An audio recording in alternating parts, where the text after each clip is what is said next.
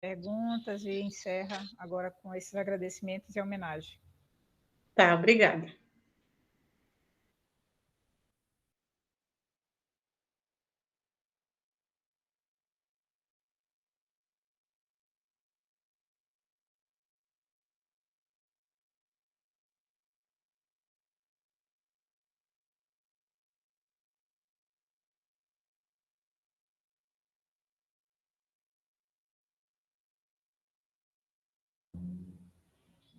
Olá, nós vamos então dar início a essa segunda etapa do nosso segundo módulo do curso de formação continuada interdisciplinar do IPEASA. Nesse dia, o Instituto de Pesquisa em Estudos Culturais e Ambientais Sustentáveis da Amazônia, a partir dessa iniciativa conjunta, interdisciplinar e multidisciplinar, nos propomos a oferecer esse curso trazendo temas que são relevantes para a nossa região, para as populações da Amazônia, e principalmente para refletir sobre essas questões que são tão pertinentes nos tempos atuais. Nós vamos, então, dar continuidade ao que iniciado na aula anterior, quando nós trabalhamos, a partir desse módulo, especificamente trabalhar arte indígena. Então, a participação da professora Ordoênia Chaves Lima, que começou a trabalhar junto com os povos indígenas essa questão tão interessante sobre a própria arte dos povos indígenas, especificamente trabalhar a questão da arte numa perspectiva muito própria, a partir dos povos originários, mas também a partir do seu estudo. Então, a professora Ordoênia vai também coordenar esse momento, vai fazer toda essa apresentação e, assim como ocorreu nos outros momentos, nós vamos fazer breves comentários e iniciar o debate também trazendo perguntas. Então, fiquem à vontade para colocar suas perguntas no chat, seus comentários e o que for possível para enriquecer esse curso que para nós é tão caro. Além disso, nós teremos algumas considerações em relação a aspectos outros dessa prática artística dos povos indígenas, precisamente dos povos da região da Amazônia, em particular do estado do Pará e estados que são fronteiriços. Eu vou fazer também agora, para quem não assistiu no encontro anterior, novamente apresentar a professora Ordoênia a partir da sua breve biografia, que, embora breve, a apresentação é de muita produção e de relevância e inserção social. Então, a professora Ordoênia Lima, ela é graduada em Artes Visuais da FEBRA, concluiu em 2019, mas ela também tem uma outra graduação em licenciatura plena em Pedagogia pela Faculdade de Itaituba, no ano de 2008. Então, a sua formação leva a trabalhar artes visuais e a prática relacionada às ciências relacionadas à educação. Atualmente, ela trabalha de maneira efetiva na rede estadual de ensino, mas também atua no ensino superior na Faculdade de Tapajós. E a partir dessa inserção, ela, como professora de artes e como professora relacionada à questão da pedagogia, ela atua em várias frentes, por exemplo, no laboratório de estudos sobre artes e também no núcleo docente estruturante, que é o NDE das diversas graduações. Então, toda graduação tem um NDE, e a professora Ordoênia trabalha nessa parte, além de ser professora. A sua experiência em arte e educação, com ênfase principalmente na gestão educacional, arte e educação, numa perspectiva interdisciplinar e lúdica, traz, assim, uma experiência em desenvolvimento de projetos de cunho pedagógico e social. Então, nesse momento, nessa oportunidade que o IPEASA apresenta esse curso de formação interdisciplinar, a professora Ordoênia vai apresentar também outras experiências, trazendo, portanto, reflexões acerca de questões conceituais, mas também de experiências que são vivenciadas pelos povos da Amazônia.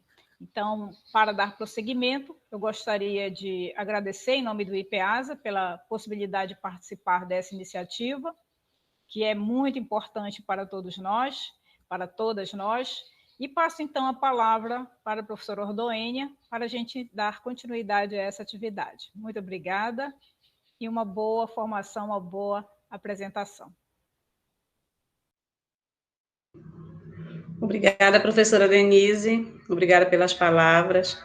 Agradeço também, especialmente ao IPEASA, por essa oportunidade, essa abertura de levar a proposta educativa, especificamente da arte, de uma forma que muitas vezes ela é até desconsiderada ou talvez desconhecida.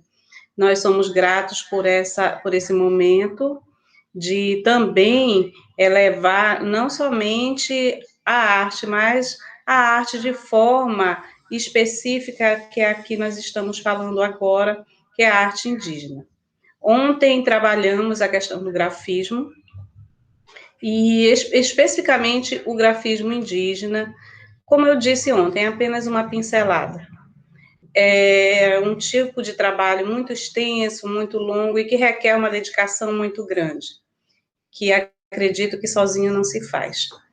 Os nossos participantes ontem questionaram, perguntaram, espero ter respondido a contento de todos e estamos aqui à disposição também. Mais uma vez, agradecemos e a nossa apresentação de hoje, além daquilo que foi trazido como elemento visual, nós enfocamos na questão da estética, na questão do que é belo e da maneira como esse belo é visto. Então, dessa maneira, nós vamos iniciar nossa apresentação, mas antes de tudo isso, essa dedicação de hoje, ela é levada a uma pessoa muito especial que não está mais entre nós. Há um ano atrás, nós perdemos uma liderança, um professor, um mestre e uma pessoa muito comprometida com a educação e a arte indígena, que foi o professor cacique Amâncio Munduruku. Então, hoje, toda essa nossa programação, ela está sendo dedicada a ele e a sua família. Vamos iniciar a nossa ação?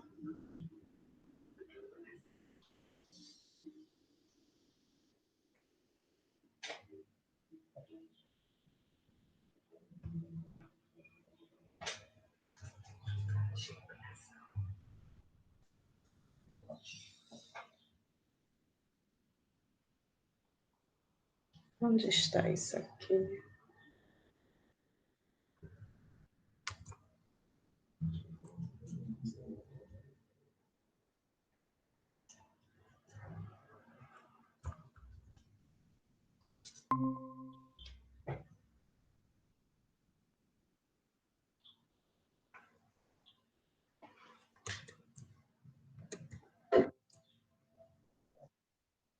Abriu. Vamos iniciar. Me confirmem se todos já estão vendo o início da nossa apresentação. Sim. Sim? Ok. Vamos falar da arte indígena. Deixa só eu verificar aqui o meu visual, que nós vamos falar da arte indígena e da estética visual e corporal indígena. De que maneira eu preciso só fazer uma organização aqui, que é abrir e expandir a minha apresentação. Só um minuto. Acredito que agora melhorou.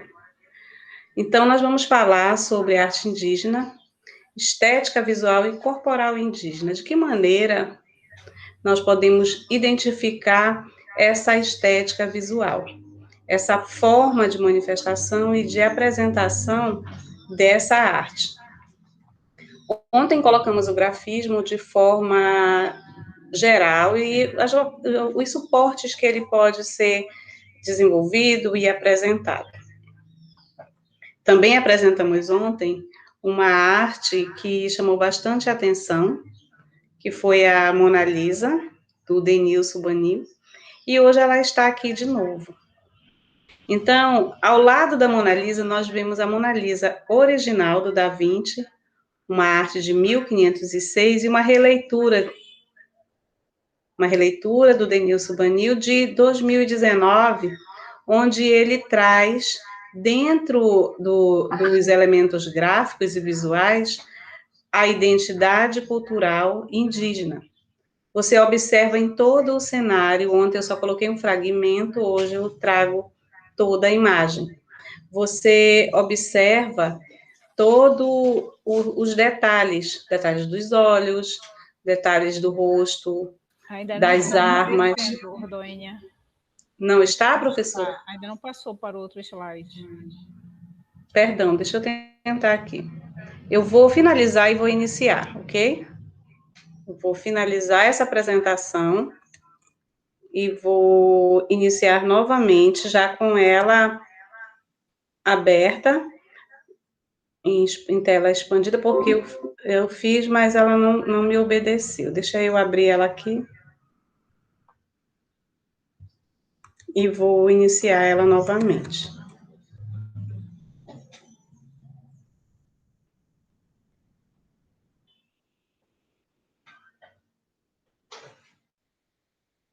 Tá? Só um minutinho. Então, partindo do que foi falado a respeito da arte indígena,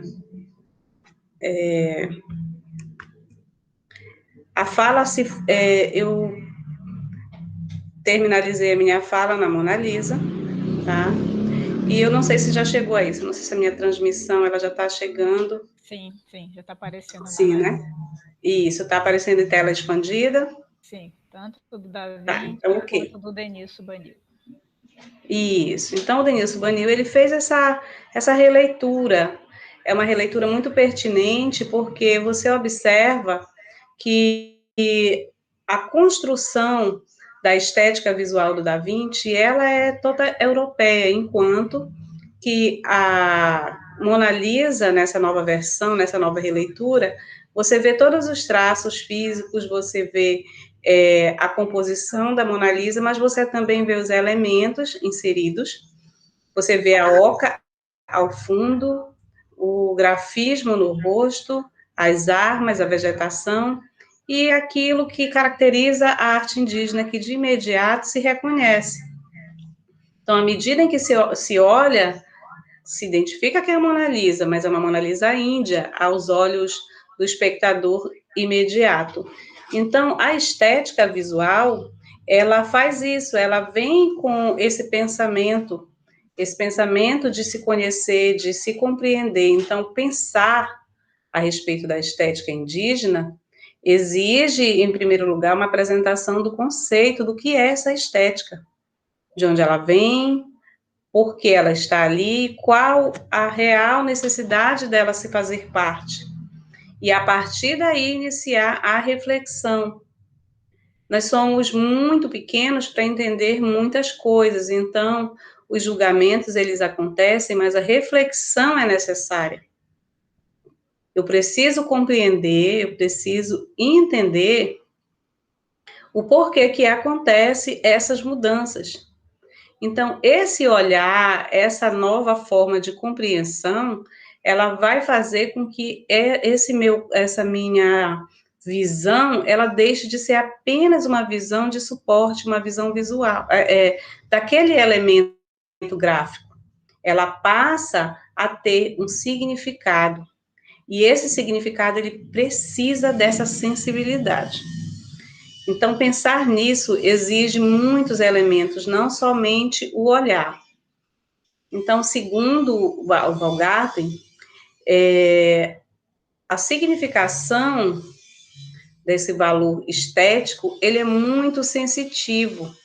Então, em sua obra estética, o termo não diz respeito primeiramente à arte, sim a toda a região dos sentidos, da percepção e da sensação humana, como nos gregos, como eles vinham com o astese, que era a forma de se encontrar essa origem dessa sensibilidade. Se nós não tivermos a sensibilidade, fica difícil nós compreendermos a questão da estética.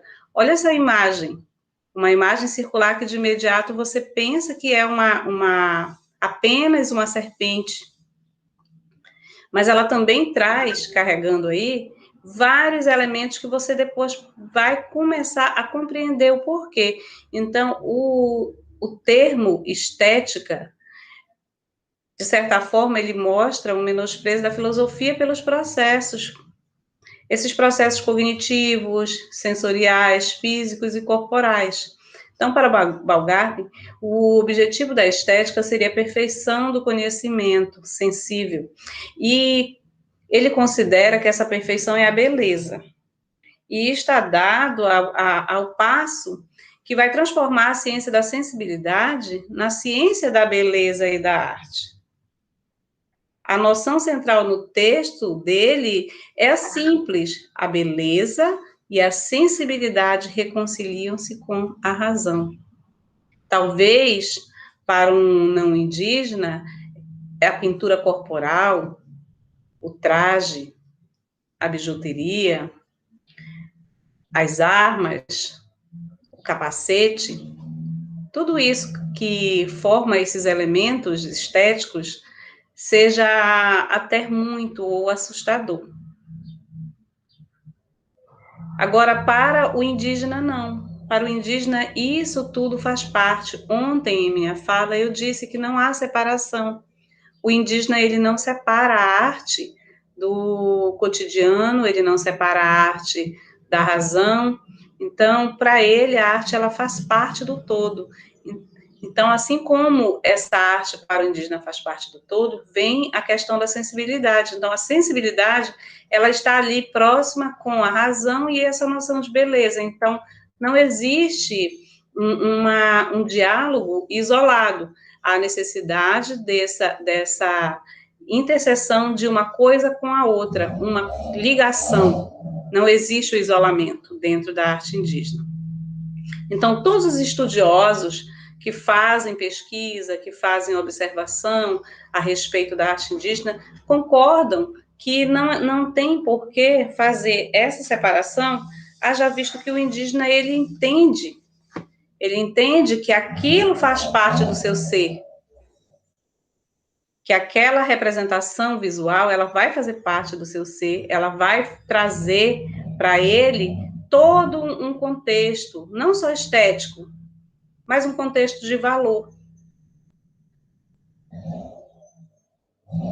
A fala de Berta Ribeiro, ela nos remete que, nos aspectos antropológicos da arte, a linguagem e esse questionamento dos objetos indígenas de valor estéticos, eles servem para compreender todo o contexto de criação e de usos conforme as passagens. O estudo dos objetos, das técnicas que se tornam possíveis e de seus significados é tema ligado à esfera do econômico, do social, do simbólico nas sociedades indígenas. Então, vendo nesse viés de Ribeiro, os esquemas de interpretação dessa problemática, na medida em que forem ampliados, reorganizados e discutidos, possibilitarão o desenvolvimento empírico e teórico de uma antropologia da arte, de uma etnoestética, ou uma arte étnica digna de nome, que seja valorizada, que seja vista, que seja respeitada. Essa imagem ao lado da Maluana, que é uma roda no teto produzida pelos indígenas das etnias Uaiana e Aparaí, aqui no Pará, ela é um significado de proteção. Cada uma dessas imagens acima, dessas lagartas, elas têm um significado, a posição que ela está, o grafismo no seu entorno, as cores. Então, tudo isso, no campo visual, na questão estética, tem toda uma possibilidade. Tem um significado ligado a tudo, ela está no teto. É a roda do teto, para quê? Para proteção. Para que essa proteção, ela chegue a todo aquele que faz parte daquele ambiente. Se existe esse olhar cosmológico, você não tem por que compreender que essa estética, ela não faz parte também do campo artístico. Os estudos sociais, econômicos, antropológicos, eles não conseguem ainda separar determinados assuntos no que se refere ao trabalho indígena e especificamente à arte indígena. A arte indígena, ela é muito complexa para estar isolada de outras temáticas. Para o indígena, um pequeno objeto pode ter um significado muito grande, um trançado, uma dança, uma formação de passagem, um rito, algo que para nós não tenha tanta relevância, mas que para o indígena existe isso.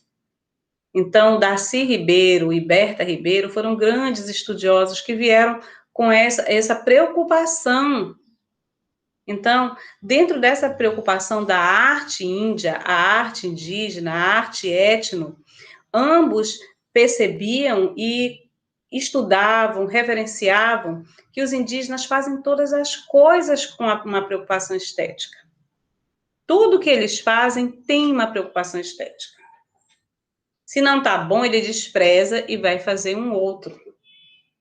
Não é como a gente começa a fazer alguma coisa, eu não gostei, eu vou deixar aqui, depois eu tento, melhoro. Não, ele faz sempre com uma preocupação estética. Nesse caso, segundo Darcy Ribeiro, a expressão estética indica certo grau de satisfação dessa indefinível vontade de beleza, que comove e alenta os homens com uma necessidade e um gozo profundamente arraigados. Berta menciona que devemos estudar arte étnica como fruição estética, que obtém formas do informe. Formas estas que devem necessariamente ser belas e harmoniosas, independentemente de sua utilidade. São duas visões voltadas para o mesmo ser, que é o indígena e sua arte. Na questão educativa, quando se leva a arte indígena, há essa necessidade de se fazer essa fruição, essa percepção, para que o aluno consiga compreender a necessidade disso. O aluno, ele primeiro precisa compreender, se sentir necessário, se sentir parte, para poder fazer aquilo, porque não é da sua realidade. Já o indígena, ele já tem aquilo atrelado à sua vida. Aquilo que ele não consegue ver lá fora, ele busca desenvolver dentro da sua etnia, desenvolver dentro do seu espaço. Haja visto que a comunidade não índia, muitas vezes, ela deixa de lado e despreza determinadas coisas que não são bobagens. Agora nós vamos ver alguns trabalhos e referências da arte indígena dentro desse campo visual, não só com o elemento gráfico, mas também com o elemento estético. Algo necessário para que se demonstre que a arte indígena, ela necessita sair, ela necessita ser vista de uma outra maneira. Ontem eu apresentei a Uena Ticuna, que é uma artista indígena do estado do Amazonas, apresentei algumas peças estilizadas por ela, e hoje eu apresento também um outro trabalho dela, que são as bonecas, as miniaturas lúdicas e educativas de pano. Hoje ela já não mora mais no Amazonas, mas ela não deixa de lado o seu trabalho. Ela, pelo contrário, ela enfatiza e fala que na escola, quando criança, ela era excluída. Na adolescência, ela já conseguiu se melhorar e compreender que ela era índia. Mas ela também não tinha nada que representasse a sua aparência. Então, existe essa série de bonecas de pano, que são várias atividades lúdicas que é realizada pelo design dela. Assim como outras coisas que eu apresentei ontem, boneca, misa. E ela participa de várias atividades, como desfiles, até internacional, levando todos os elementos da cultura ticuna. Todos esses elementos, tanto os capacetes, as máscaras, os cocais, brincos, acessórios, o grafismo que eu coloquei ontem nas estampas das roupas. E você pode observar que esse trabalho visual, ele existe todo um respeito, toda uma percepção estética de não poluir a peça. Você vê que a peça existe um equilíbrio. Dentro da formação em arte, nós aprendemos a desenvolver a arte em equilíbrio, um ponto que chama atenção. Então, nós temos disciplinas específicas na nossa formação. Mas o indígena não. O indígena ele já tem isso em sua natureza, de forma empírica, e essa forma empírica que faz essas apresentações de todo esse trabalho visual, desses padrões que são apresentados. E então, essa estética, ela sai da matriz, aldeia, ela sai do espaço tribal e ela passa por muros e fronteiras. Ela cria pontes. E isso não é só aqui. Ontem eu falei das pessoas daqui, mas hoje eu também trouxe do Nordeste. Trouxe do Nordeste jovens indígenas que são seguidos nas redes sociais, são seguidos com bastante relevância, fazem parte de grupos ativistas e que levam esse trabalho estético visual com muita responsabilidade e respeito. Jovens que estão enganjados com esse tipo de trabalho. Com esse trabalho, apresentando ali a sua arte, apresentando ali a sua natureza, não perdendo respeito pelo seu espaço. Esse é o Rodrigo Tremembé, da etnia Tremembé, do estado do Ceará. E o Rodrigo, ele também faz o mesmo trabalho que a Uena. E esse trabalho dele, ele é estilizado e coloca o grafismo, as cores, em acessórios, produtos para o povo dele, e ele leva isso como necessidade e referência para falar a respeito das resistências dos povos indígenas.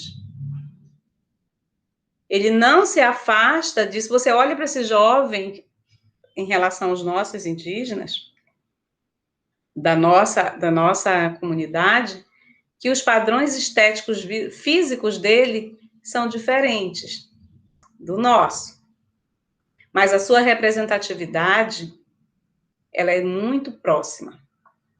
Ela é muito próxima e ele leva essa arte indígena para vários lugares.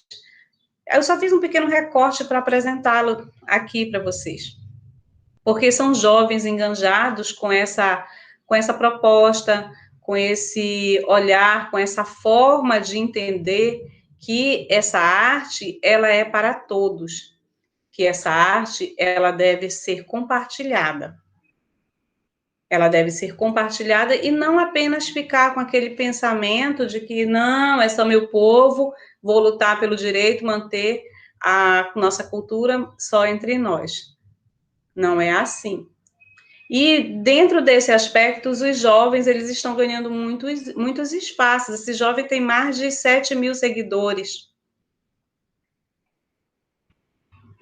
E eles ganham muitos espaços. Os espaços, eles vêm pela internet, eles vêm pelo local onde eles trabalham, desenvolvem suas práticas, pela bandeira que eles levantam, pelo aquilo que eles respeitam e propagam. E isso não é só dele. Assim como o Rodrigo, também tem outros. Essa é a Yacunan Tuxá. Yacunan Tuxá é uma jovem baiana da etnia Tuxá. Ela é uma artista visual. E interessante é que o trabalho de Yacunan, ele é voltado para os grupos LGBTQI+.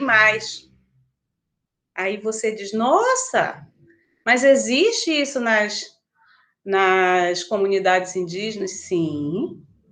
Eles são como todas as outras pessoas. E para isso há necessidade da fala.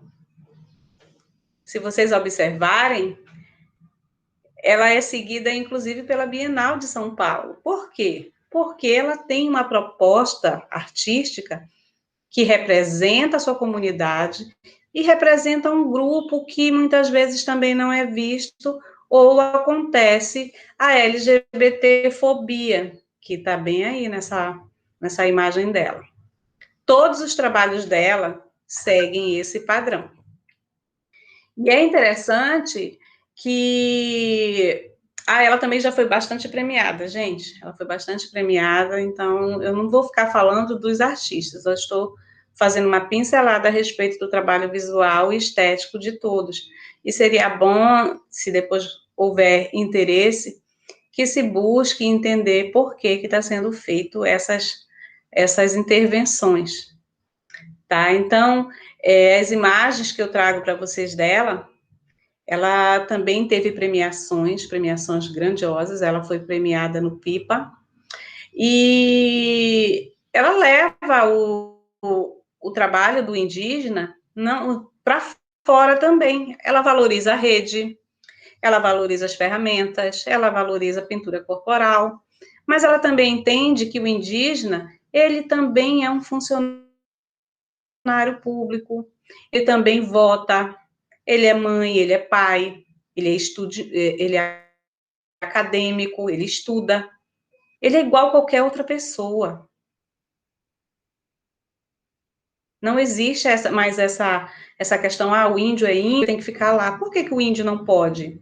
Tá? Então, as questões levantadas por essa artista visual, elas são voltadas para as questões mais contemporâneas e enfatiza bastante o LGBTQI+.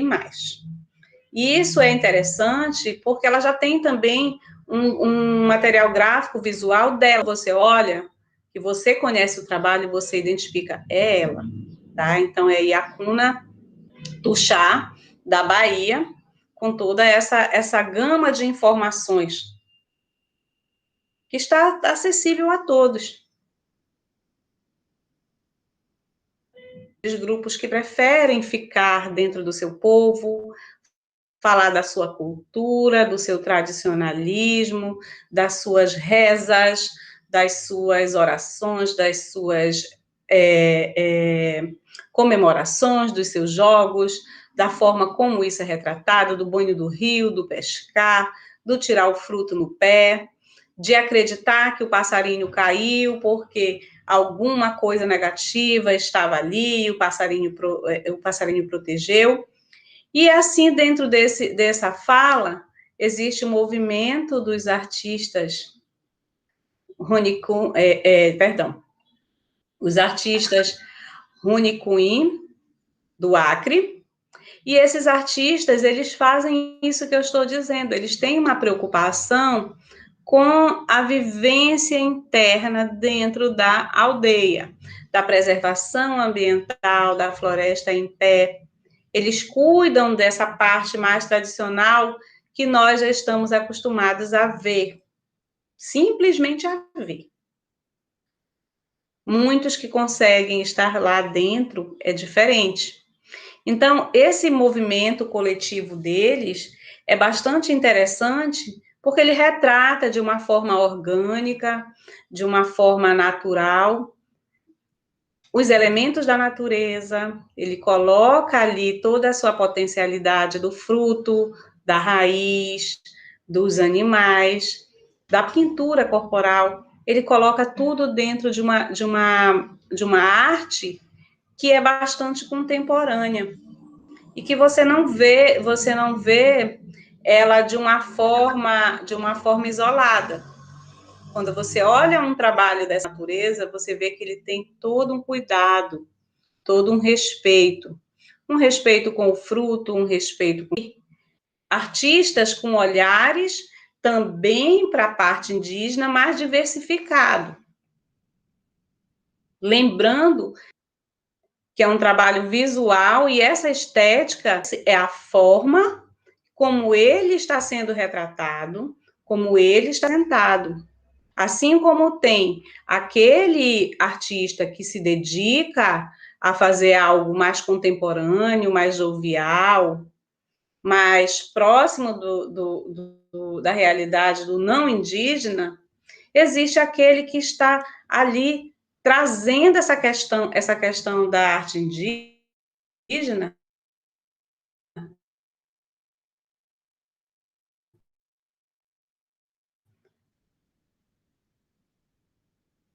de raiz, de tradição a ser apresentada, a ser esquecida, mantida e perpetuada.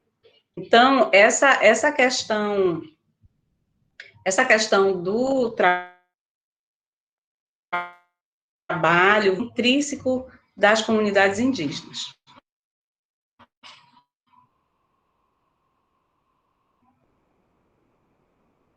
O índio, ele pega uma folha, ele faz um trançado. Desse trançado, ele forma um ser, ele tem uma responsabilidade social.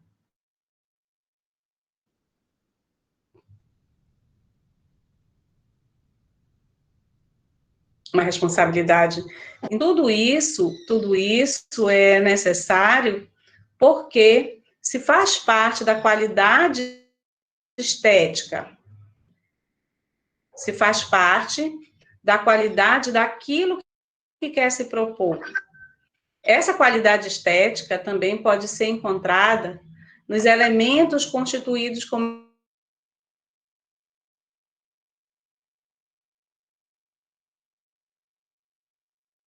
eu acabei de falar, no cesto, ela se transforma e se torna outra coisa que vai.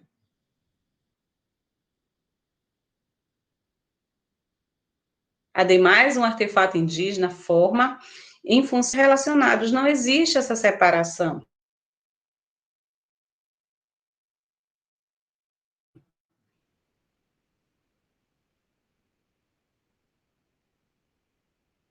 E a sua incorporação social só se, portanto, você observa que edumentárias, brinquedos, jogos, bijuterias, materiais de utensílios, materiais decorativos, tudo que é realizado e feito pelo indígena, de certa forma, ele está ali, religado a ele, ele não vai se perder, ele não vai se perder.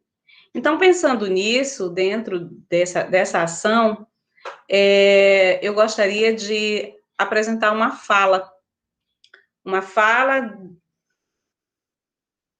sobre essa arte, sobre essa separação do Everaldo Munduruku. Me perdoe o nome que está ali em cima, Estética da Arte Mundu, faltou uma palavra, mas é Munduruku. Tá? Então, eu vou apresentar para vocês uma fala do Everaldo sobre uma certa peça que tem um valor simbólico muito grande, não somente visual. E esse valor simbólico, ele vai nos esclarecer agora.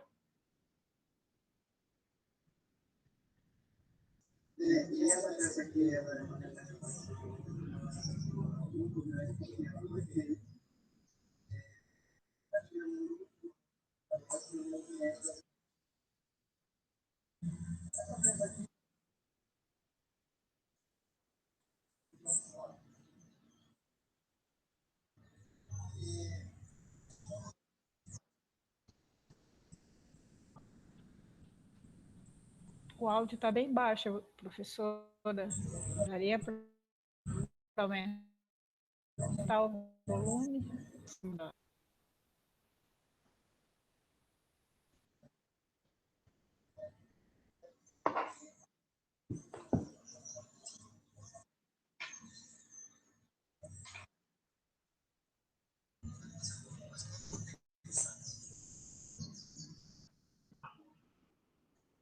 Eu estou só tentando aumentar o nosso volume aqui na minha transmissão, mas ele já está no máximo.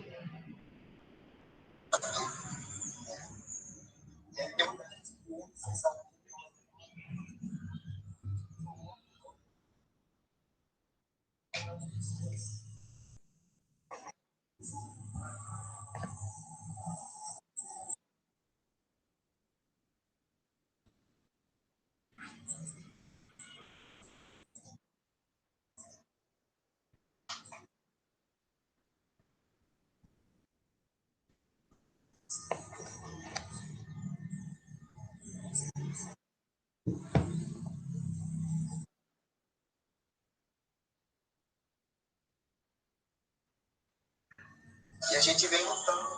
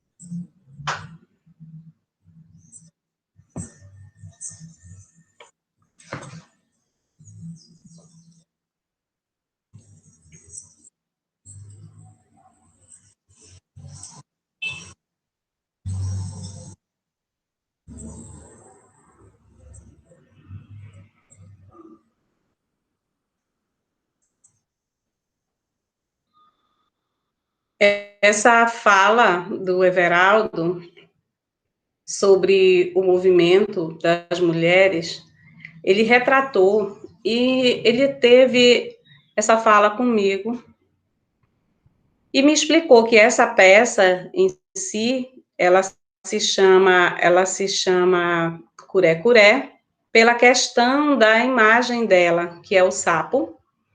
E ele me disse que essa peça foi confeccionada durante toda uma noite, uma roda de conversas com esse grupo de mulheres. Ele foi um dos poucos homens que participou e que teve a oportunidade de transferir para o suporte da cerâmica essa historicidade toda. Então, é uma peça de valor imaterial e com toda uma simbologia.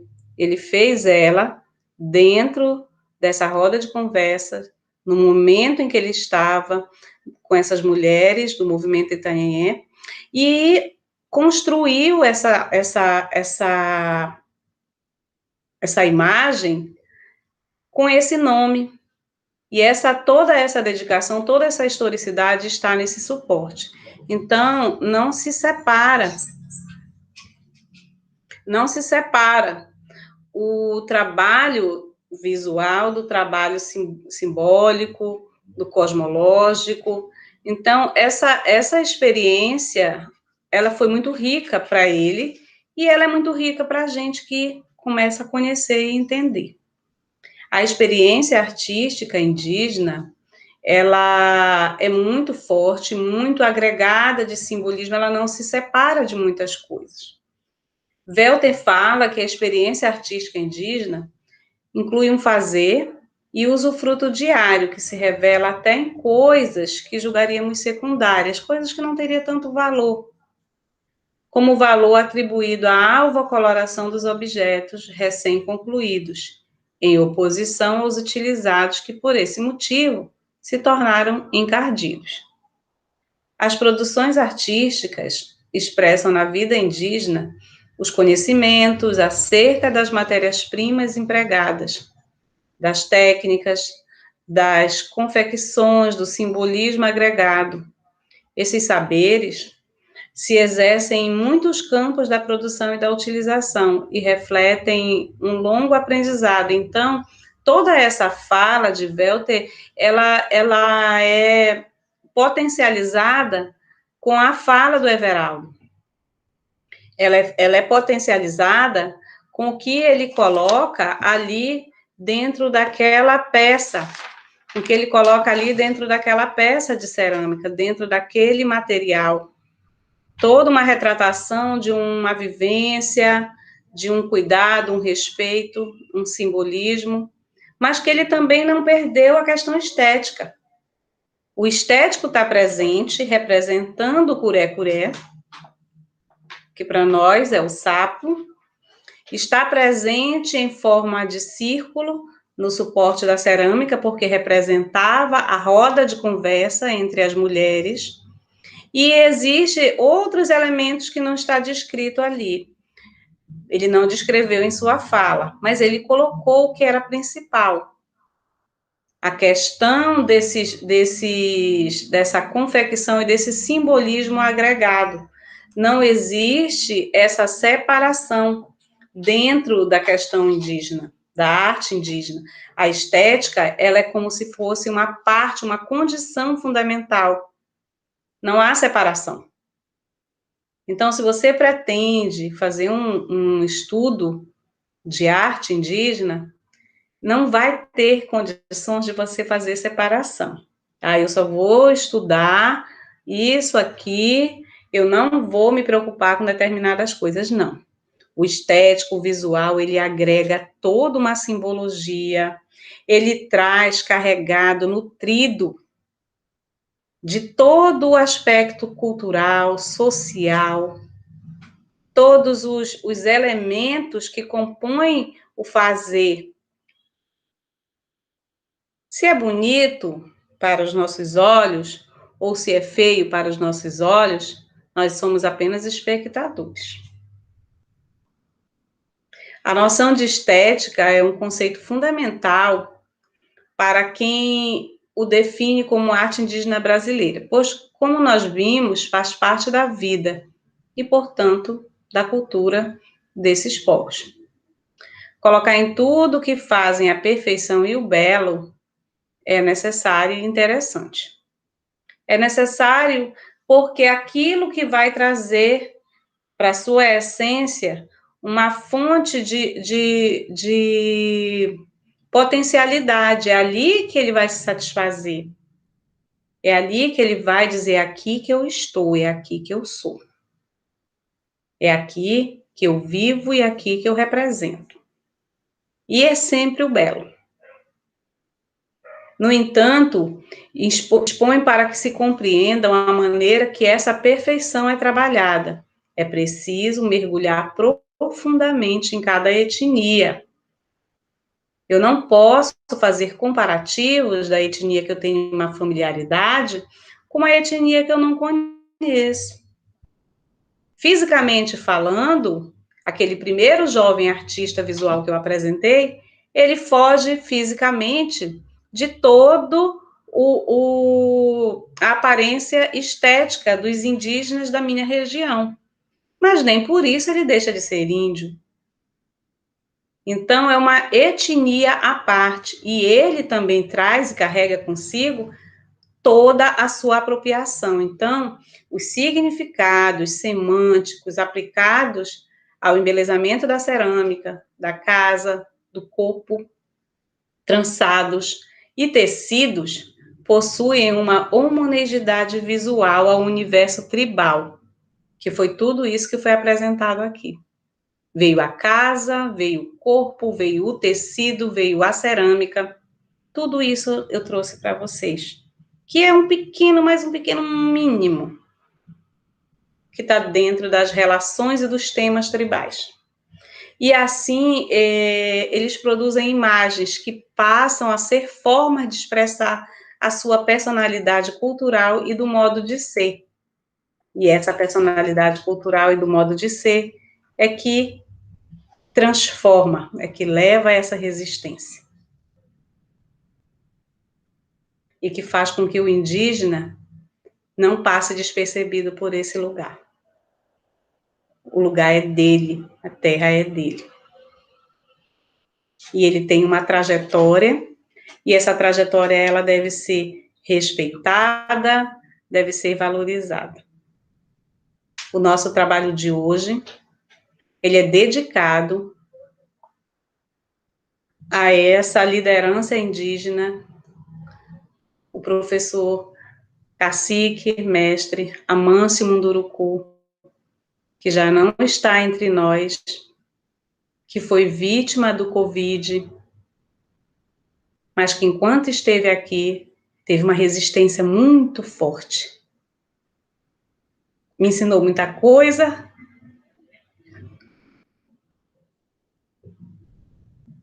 E fico muito grata de ter conhecido ele, de ter levado meus alunos a conhecê-lo, de ouvi-lo dentro da sua simplicidade, dentro da sua calma, me mostrar a valorização do povo, a valorização de um pequeno risquinho, de um pequeno grafismo, mas que estava ali, latente. Latente, sempre presente e levando para todo mundo o seu conhecimento, dando voz, levando a escola os saberes para toda a comunidade. Levando esses saberes não só para o campo acadêmico, não só para o visual, mas também para todos aqueles que o buscavam, que chegavam. Então, todo esse trabalho de hoje é dedicado ao seu Amâncio, em memória, e à sua família, que sempre acolhe a todos aqueles que vão buscar conhecimento, que vão buscar formas de compreensão. Tá? Essa é uma palavra munduruku. E é a palavra que nós finalizamos a nossa apresentação de hoje. Desejo a todos uma boa noite e vamos já conversar. Saúde.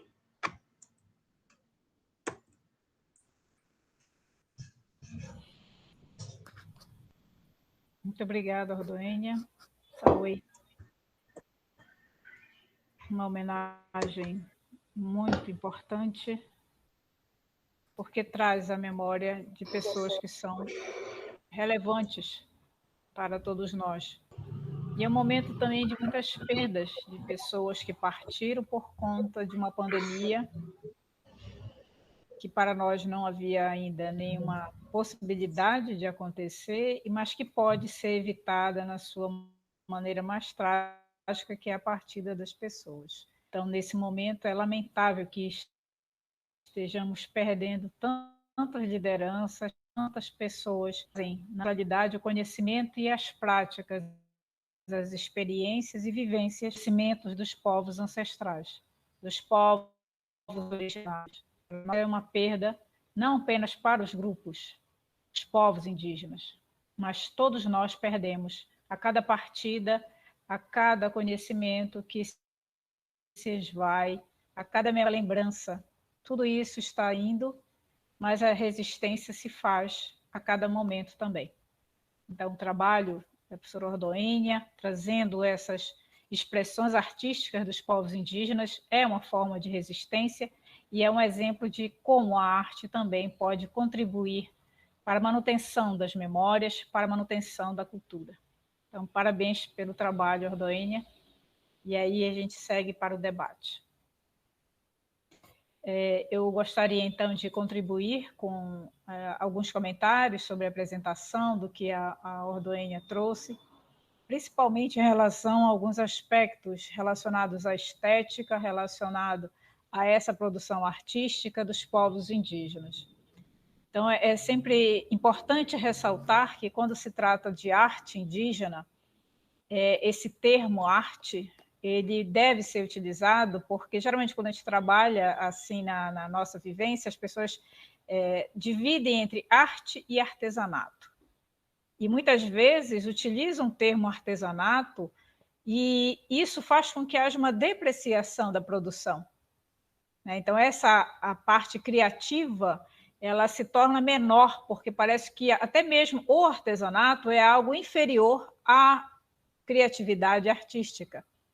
Então, a arte indígena ela está expressa em vários aspectos, em vários suportes. A gente fala aqui o suporte, né, Ordoênia, como aquilo onde está expresso, onde está grafado, onde está marcada a expressão dessas pessoas.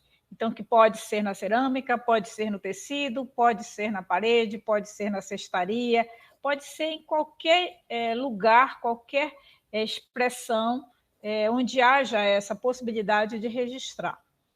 Então, nesse aspecto, a arte indígena ela é também, assim como outras artes, uma linguagem que é utilizada em relação a uma determinada cultura. Faz parte do ser humano. Então, assim, todos nós, todos os seres humanos, temos expressões artísticas em potencial. Mas, geralmente, nós somos levados a valorizar apenas uma. E não é apenas do não indígena. É a cultura erudita, aquela que é considerada superior, aquela que é considerada como a arte maior. Mas a expressão artística ela faz parte de todas as sociedades, de todos nós humanos, de todas as pessoas. Então, quando é trazido para um curso, discutir, refletir, conhecer um pouco mais sobre a arte indígena, significa valorizar essa expressão, significa trazer de maneira respeitosa a expressão desses povos. Assim como também existem os grupos que nós consideramos como se fosse menor a sua criação, como considerando apenas artesanato, como se fosse uma mera expressão inacabada, inferior das suas ideias, sonhos e perspectivas. Então, quando a gente trata de arte indígena, seja a partir do grafismo, da pintura corporal, seja a partir da plumária, que também é uma expressão assim, belíssima, né? A plumária é algo encantador, seja nos adornos corporais, seja na cerâmica, na cestaria, na música, na dança, tudo isso é uma forma de expressão. E é também possível conhecer esses grupos a partir dessas expressões, dessas linguagens. Então, essa maneira de estar no mundo, de trazer para o exterior o que as pessoas sentem, como elas se relacionam com o seu ambiente, seja ele social, natural, isso faz parte dessa realidade. Então, a pensar dessa maneira, isso já é um primeiro passo, né? Uma maneira de abrir para o diálogo, conhecer, de se fazer conhecer, de trocar informações e impressões sobre essa arte ou essas artes. E aí é interessante colocar que, à medida que tu estavas apresentando, Ordoênia, me veio também a ideia do cinema indígena. Nós teremos mais uma versão do Festival do Filme Etnográfico do Pará, em novembro. Quando eu digo nós teremos, porque a Universidade Federal do Pará organiza, a partir do Grupo Visagem, um festival e nós temos a premiação para o cinema indígena. E aí algumas pessoas ficam, como o indígena pode produzir cinema? Como ele pode ter esse suporte, né, a partir de tecnologias novas? Como é possível um fotógrafo, uma fotógrafa indígena? Como é possível cantores de rap, ou sambistas, ou roqueiros, ou qualquer outra forma de expressão pelos povos indígenas? Então, se remete àquilo que nós queremos, às vezes, isolar como se fosse indígena apenas quem está nas suas aldeias, quem está mais próximo a um ambiente natural. Quando indígena é uma identidade, mas mais do que isso, cada grupo tem a sua identidade em particular, seja Munduruku, seja Paraí, seja qualquer outro que nós tenhamos se declarando, se auto-identificando como indígena. Então, não é porque se sai de um espaço de aldeia e vai para a cidade que a pessoa perde a sua identidade. E tu trouxeste o exemplo dessa jovem, dessa indígena que, mesmo não estando no ambiente da aldeia, já no espaço urbano, produz da estética do vestuário, das roupas, aquilo que é mais forte na sua identidade.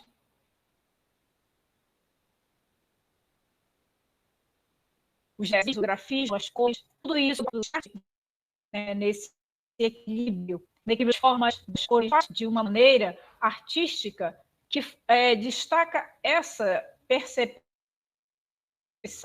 Toda aquela aprendizagem que ocorreu desde a sua infância e que vai ser agora exposta no vestuário e também nas suas bonecas, nas suas formas lúdicas de apresentar essa produção.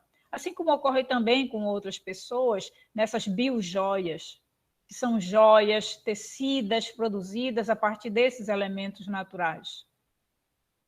Lógico que tudo isso é adaptado a uma outra realidade, a uma outra cultura.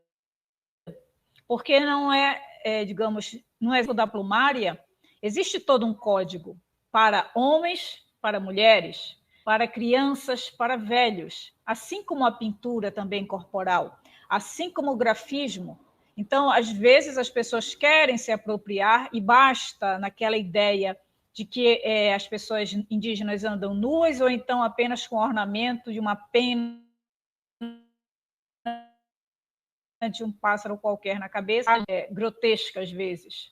É importante ler, é importante interpretar, é importante compreender que essa forma artística, presente no corpo, nos objetos, nos prédios, isso significa muito.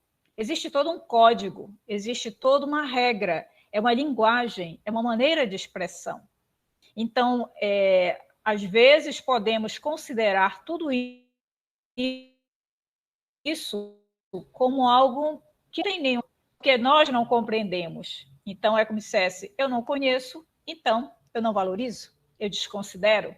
E é uma visão bastante etnocêntrica, né? Da ideia de que se não é o meu, é inferior, se eu não compreendo, é atrasado, se eu não entendo a lógica, é porque essas pessoas não têm inteligência, quando, na verdade, a limitação é de quem está lendo, é que está observando. Ou a má vontade,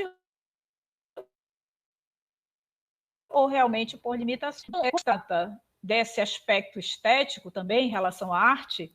Existe existem várias interpretações sobre a arte de que ela se restringe ao belo.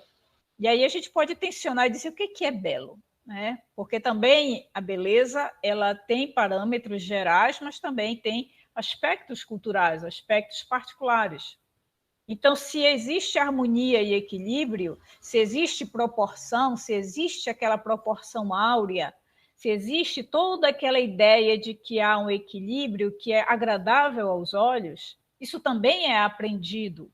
Isso também pode ser levado a ser identificado. Então, às vezes, a gente não consegue explicar porque eu gosto de uma coisa, acho bela, e outra eu acho feio. Porque também existem, além da nossa percepção do olhar, do ouvido, das nossas sensações, mas também algo é ensinado, o que é belo e o não belo.